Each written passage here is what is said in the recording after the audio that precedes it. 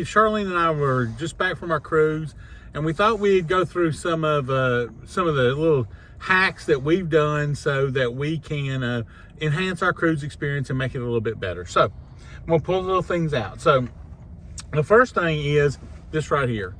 It is a European. So all of the cruise ships have a couple of plugs in the room. One is a European and one is a US. The US being the normal 3-prong plug like this right here that you would normally see, just probably in your home. But if you carry one of these European, one with a European adapter on it, this will pick you up and get you a little bit more plug-ins for your devices. So this right here is an additional 3 plug-ins, one on each side. It also has 3 places to plug in a USB for your devices. So you get these on Amazon and they'll greatly enhance your experience. The next hack that we have is so on a cruise ship, you can't bring on anything on a cruise ship that has a surge protector on it. But you can bring something like this that doesn't. And again, it has 3 separate plug-ins and also has 3 places for your USB devices. You'll find this super helpful if you have scooters, CPAP machines like we do. Yes. To plug in. The more outlets you can have, the better. Yeah, and remember, on a cruise ship, you normally only have 1 American. So what we've done today, we've shown you the European, and this one, that gives you 6 plug-ins and 6 of these USB plug-ins. So another hack is to buy something like this from Amazon. Plugs right into the wall, has 4 USB outlets. You can use this for your devices, your cell phones, your iPads, whatever kind of device you need that needs a USB plug-in. This will increase for you on a cruise ship. On a cruise ship, very important to keep your hands as clean as you can, because you're going to be touching surfaces that a lot of people are going to be touching, and that's going to be germs. And I'm personally a germaphobe, so something like Sani-Hands, you get those from Amazon, get them in bulk, take them with you, very lightweight. Just take it out, tear it open it up. It looks like a little alcohol pad, but it's to clean your hands. It's hand sanitizer. Do it right here. This has got the recommended amount of ethylene alcohol in it, and get your hands nice and clean for the cruise. That's hack. So if you have a scooter and you're sitting on your scooter and you're worried about, hey, I'm going to run out of power. So this is a little transportable battery. You plug it in, it charges, and it has an end here that you can plug your scooter up into and give it a slight little charge. This came in mega helpful for us in Las Vegas when my sweetie's scooter ran out of charge just a little bit before we got back to the hotel. Talk about freaking out and panicking, but yeah, that came in super handy. Another little hack. So you're sitting with you're out of the room, you're all day, you're laying by the pool, you got your phone with you, and your phone starts getting a little bit lower as you see it creeping down, that battery just creeping down. Carry one of these with you. This is an external battery. This is a solar panel, so it charges while it's in the sun. You can charge it in the room with all those extra USB outlets, because that's what it charges with that we've told you about. And put your phone on this, your phone will stay charged. These things will keep a charge. They'll keep your phone charged. They'll keep your other devices charged as well. If you got a laptop, this thing will keep it charged.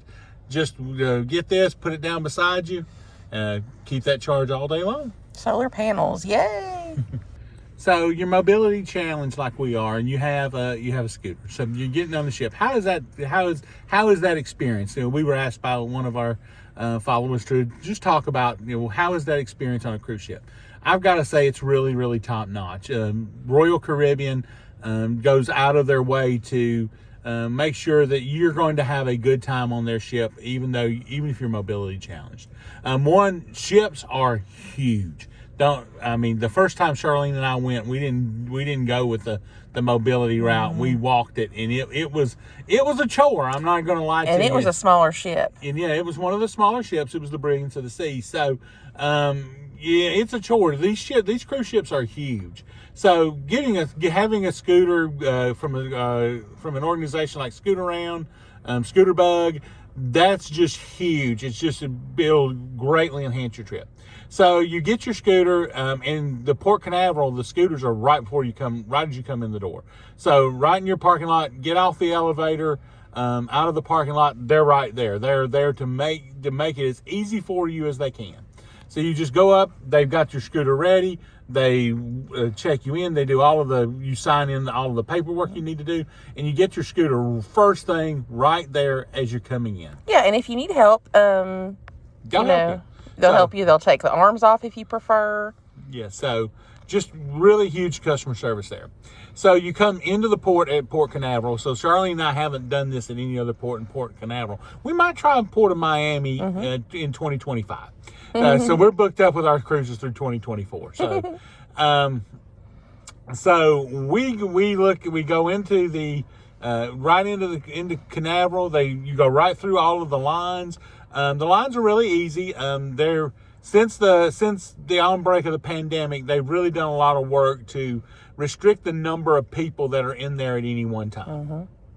So you go through that. You come, and once you're ready to go onto the ship, you go on a gangway, just like, say, if you were getting on a plane.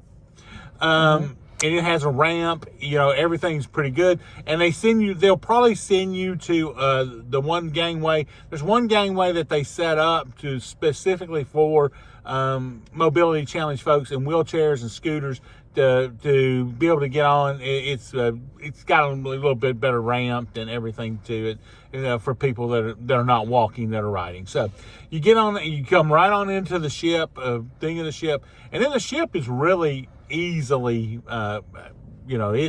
those ships are huge, so you don't have to worry about that you're going to cramp in or you're cramped in with someone. Yeah, and they plan, the layout, they plan for people in scooters. So getting on an elevator. Now, this is the funnest thing on a cruise ship, in my opinion. And I'm saying that very sarcastically. But teamwork makes the dream work on this, so. So, getting on an elevator is challenging. It's not, the elevators are large, so you can pull the scooter right into the elevator. Charlene and I both rode every single elevator together, so they're plenty big enough. Right. Where you run into problems is that you're not the only people trying to get on elevators. So those elevator banks are pretty busy on a cruise ship. Yes. Especially a cruise. The bigger the cruise ship, the bigger this problem. So on a lure, Charlene and I did have to plan to spend some time that we were going to be waiting on the elevator. And that was even with limited capacity. So you just have to plan for that and not let it bother you. People tend to be very helpful. I'm going to say very amenable to folks that are on the scooter. Yeah. They're very courteous. So they don't jump ahead of you, which anyone could. We didn't have that problem at all. No. People are very courteous at the elevators. They're on vacation. They want to have a good time, and they want to make sure that you have a good time. So getting off the ship is a little bit, you just something to be used to. So you need to be prepared for the fact that they're not going to let you drive the scooter off the ship. If at all possible. Off on the off ramp there. Yeah, so on the off ramp. Now, you can take this, you will be able to take the scooter off the ship. But there is, that's a pretty steep drop. And so most of the time, what Royal Caribbean prefers, now this is their security. Now, if you can't stand up, they will help you on the scooter off the ship. I wonder though if they would even go get a wheelchair and take you off. They probably would. They prefer to allow their staff to take the scooter off the ship and on the ship. And I'm okay with that because that ramp does this. Yeah, and it's you could easily damage the scooter. You could hurt yourself. You have a good view of the ground. Yes, indeed. On that scooter. I'm just gonna say that you're staring straight at it. So Royal Caribbean prefers you to allow them to take the scooter off the ship. That's where the Sani-Hands come in. Sani-Hands also be able to use on your hands, also be able to use on the bar where someone's touched it. Correct. So. We are obsessed with clean hands. So you want to make sure you keep everything clean and pristine and COVID out the door.